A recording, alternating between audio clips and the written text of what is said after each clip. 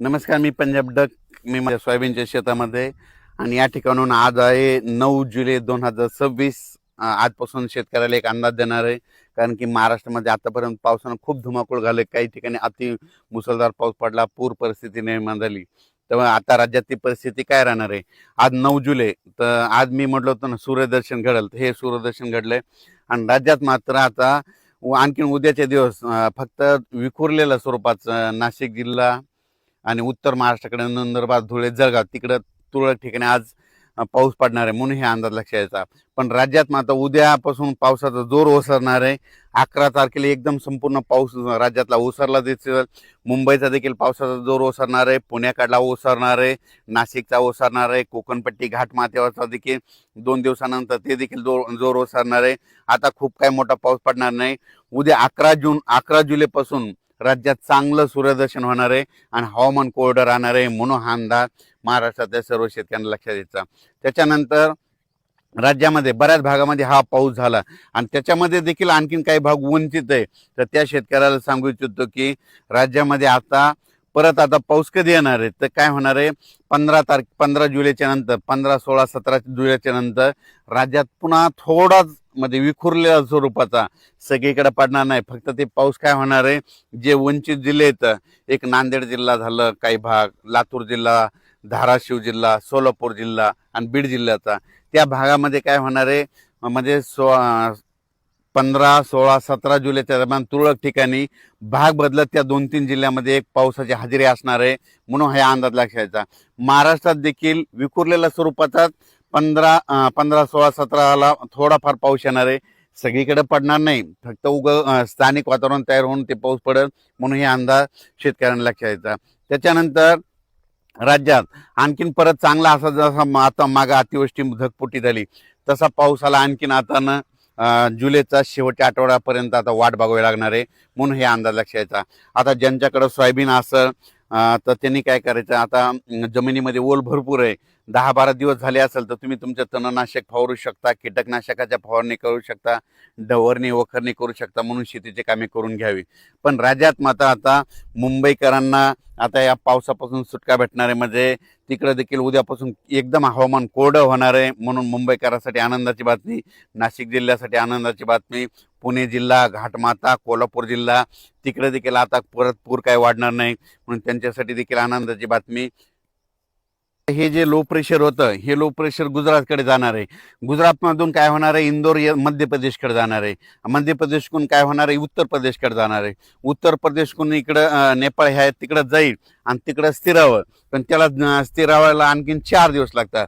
मग जवळपास 12 तारखेपर्यंत जोपर्यंत शांत होत नाही तोपर्यंत आपल्या इकडे महाराष्ट्रामध्ये जवळपास 12 तारखेपर्यंत आता उद्यापासून आजपासून चांगलं वारं सुरुवात होईल आणि ते शांत होऊस तर परत पुन्हा काही आता एखादी प्रणाली तयार होत नाही म्हणून हे अंदाज लक्षात यायचा. आता राज्यात मात्र उद्या 11 तारखेपासून सगळीकडं चांगलं हवामान कोरडं राहणार आहे म्हणून हे अंदाज लक्षात यायचा. फक्त 15, 16, 17च्या दरम्यान परत एकदा पावसाळी वातावरण तयार होईल, पण तो इतका पाऊस असा जोराचा पडणार नाही, फक्त तुरळक भागातच विखुरलेल्या स्वरूपाचा ते असणार आहे म्हणून हे अंदाज लक्षात यायचा. चांगल्या पावसासाठी जुलैच्या शेवटच्या आठवड्यापर्यंत वाट पाहावी लागणार आहे म्हणून हे अंदाज देखील सर्व शेतकऱ्यांनी लक्षात घ्यावा. सोशल मीडियातून काय व्हायला थोड्या अफवा पसरत आहेत की परत आता पाऊस येणार नाही. शेतकऱ्यांना घाबरू नका, पाऊस येणार आहे. जुलैच्या शेवटच्या आठवड्यात देखील असाच एकदम आता जसा पाऊस आला ते चांगला पाऊस येणार आहे. पण तुम्हाला एक सांगू इच्छितो, 15, 16, 17च्या दरम्यान देखील थोडाफार पाऊस असणार आहे म्हणून शेतकऱ्यांनी तुम्ही काय करा, आपण आपल्या शेतीचे कामे करून घ्या, तणनाशक मारून घ्या, कीटकनाशक मारून घ्या. कारण की पाऊस बिलकुल येणार आहे, दुष्काळ वगैरे काही पडणार नाही. त्याच्यानंतर आता जुलैच्या शेवटच्या आठवड्यात देखील एक चांगला मोठा पाऊस येईल, त्याचा व्हिडिओ आणखी 2-4 दिवसात देईल. पण तोपर्यंत शेतकऱ्यांनी घाबरून न जाता आपण आपल्या शेतीचे कामे करून घ्या, फवारण्या करून घ्या, डवरणी करून घ्या, वखरणी करून घ्या म्हणून हे सर्व शेतकऱ्याला सांगू इच्छितो. ह्या पावसातून देखील महाराष्ट्रामध्ये काही तालुक्यामध्ये 10-15 गाव, 5-7 गाव असे वंचित राहिलेले आहेत. सोलापूर जिल्ह्यातले, लातूर जिल्ह्यातले, बीड जिल्ह्यातले, तिकडं नांदेड जिल्ह्यातले, परभणी जिल्ह्यातले, पालम ह्या परिसरातले त्या भागातल्या शेतकऱ्याला सांगू इच्छितो, आज देखील आज 9 जुलै, 10 आणि 11 ह्या 3 दिवसात देखील काय होणार आहे, विखुरलेल्या स्वरूपाचा पाऊस पडल्यानंतर तुम्हाला पडू शकतो म्हणून हे अंदाज लक्षात यायचा. आणि याच्यातून तुम्ही वंचित राहिले तर परत पुन्हा काय होणार आहे, 15, 16, 17च्या दरम्यान एकदा थोडाफार पाऊस येणार आहे. ते मात्र ते पडून जाईल, म्हणून शेतकऱ्यांनी हे देखील अंदाज लक्षायचा. त्याच्यातून जर काही जर उरले तर परत एकदा जुलैच्या शेवटच्या आठवड्यात पाऊस येणार आहे. दुष्काळ वगैरे काय पडणार नाही. मी म्हटलं ना, यावर्षी शेतकऱ्यासाठी चांगलं साल राहणार आहे, पिकं चांगले येणार आहेत. आणि हे पाहू शकता, हे माझ्या स्वतःचं शेतातलं आहे. आजच्यानं हे म्हणजे 30 जूनची पेरणी केलेली, आजच्यानं कंप्लीट 10 दिवसाचं सोयाबीन आहे. आणि असंच पीक आहे सगळ्या शेतकऱ्याचं आमच्या भागातले, म्हणून हे लक्षात घ्यायचं. परत एकदा काय होईल, पुन्हा जुलैच्या शेवटच्या आठवड्यात परत एकदा काय होईल, बंगालच्या खाडीमध्ये परत तिकडे काय होईल, भुवनेश्वर आणि चेन्नईच्या दरम्यान परत एखादं चक्रवादळ तयार होईल आणि ते पाऊस इकडे येईल. आपल्या महाराष्ट्राला यावर्षी काय होणार आहे, काही अर्ध्या भागाला पुरेपूर पाऊस येणार आहे. आणि मुंबईकडे काय होणार का, याच्यापर्यंत अहिल्यानगर परत अरबी समुद्राचा पाऊस येणार आहे. हे मग आपल्याला खालून पाऊस पुरेपूर येत असल्यामुळं यावर्षी चांगला पाऊस पडणार आहे. शेतकऱ्यांनी घाबरून न जाता आपण आपल्या पेरणीचं आपलं तयारी ठेवावं. पिकाचं संरक्षण करण्याची काळजी घेणे सगळ्यात महत्त्वाचं गरजेचं आहे. करायला विनंती, आपण आपलं कामं करत राहायचं. पावसाचं कामं करत राहतं, म्हणून आपण आपल्या शेतीचे कामे करत राहावे. धन्यवाद. रिडी, राहता, कोपरगाव, वैजापूर, गंगापूर, त्याच्यानंतर इकडं संभाजीनगर, जळगाव जिल्हा, धुळे जिल्हा, आज नंदुरबार जिल्हा देखील पाऊस जाणार आहे.